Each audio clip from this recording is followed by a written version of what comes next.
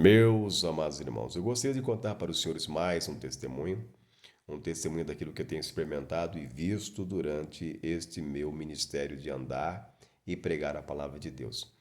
Eu me lembro de uma vez que eu fui convidado para ir a uma igreja em um lugar que era praticamente rural, mas tinha ali uma igreja e um templo. E quando eu cheguei na porta da igreja, o presbítero da igreja me barrou e disse que para eu entrar na igreja, para que eu pudesse entrar na igreja, era necessário que eu apresentasse a minha carta ou de qualquer igreja que eu viesse, ou algum documento específico. E eu entendi que ele estava até certo, em certo ponto, mas eu falei assim, mas eu só estou visitando, eu só estou conhecendo a igreja. E ele disse, não, aqui para você entrar você tem que apresentar sua carta e tal. Aí eu falei, então tá bom, eu fui buscar a minha carta, né? Para aí você já entende a situação. Então o tema dessa história é o pastor dono de sua igreja, ou um pastor que se sentia dono da igreja. Então o presbítero já me barrou.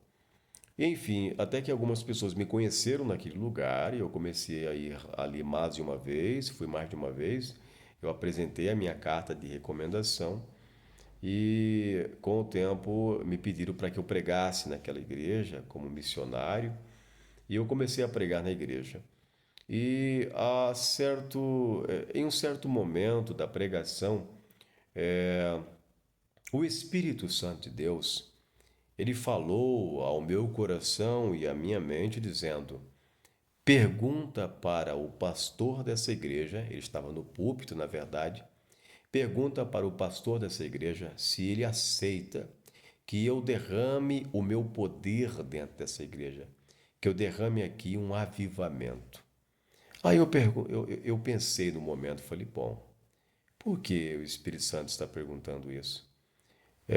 Tem que ter autorização de homem para que haja batismo com o Espírito Santo ou Pentecoste ou avivamento? De qualquer forma, Deus estava tentando se alinhar com aquele pastor. Há pastores que se acham donos de sua igreja ou donos da igreja do Senhor. Nós somos apenas dispenseiros, pessoas que são chamadas por Deus para guiar o povo até o reino dos céus, e ensinar as grandes verdades da palavra de Deus.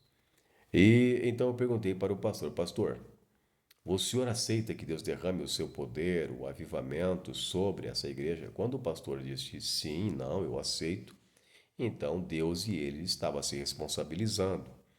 Ele estava sendo responsável. A partir daquele momento, ele seria o responsável por tudo aquilo que também iria acontecer naquele culto. Quando ele disse isso, meus amados irmãos, o poder de Deus veio sobre a igreja. Pessoas que não queriam nem ser batizadas com o Espírito Santo começaram a marchar e foram batizadas com o Espírito Santo. Depois eu escutei o testemunho. A pessoa me disse que começou a subir um poder, um fogo nos seus pés, foi para o calcanhar, foi para a panturrilha, foi para o joelho. Quando bateu na cintura, essas pessoas começaram a marchar na igreja. Foi um poder tão grande que algumas pessoas tiveram que ser levadas para suas casas de carro e pelos seus pais. E quando foi ainda 3 horas da madrugada, havia pessoas falando ainda em línguas estranhas. Esse é o resultado de um pastor que está com seu espírito, sua alma aberta a ouvir a voz de Deus e entender e conhecer o plano de Deus para a sua igreja. Quando eu digo sua igreja, não é a igreja do pastor, para a sua igreja, a igreja de Cristo na terra. Deus quer uma igreja triunfante, uma igreja cheia de poder, uma igreja soberana e que marcha, e que as portas do inferno não podem prevalecer contra ela. As portas do inferno não podem prevalecer contra a igreja espiritual, nascida de novo, a igreja que está no plano divino de Deus. Um pastor que se achava dono da igreja entendeu que dono mesmo é o Senhor Jesus. Entendeu que Senhor mesmo é o Senhor Jesus. Entendeu que Rei mesmo é o Rei Jesus. Ele é o dono da igreja, é a pedra fundamental, é a pedra de esquina, A igreja está firmada na sua morte e ressurreição.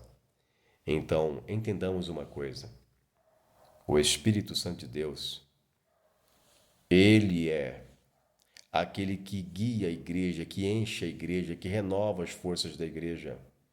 Que nós, como ministros de Deus, como sacerdotes do altar, possamos ser cientes disso e entender que a igreja pertence ao nosso Senhor e Salvador Jesus Cristo.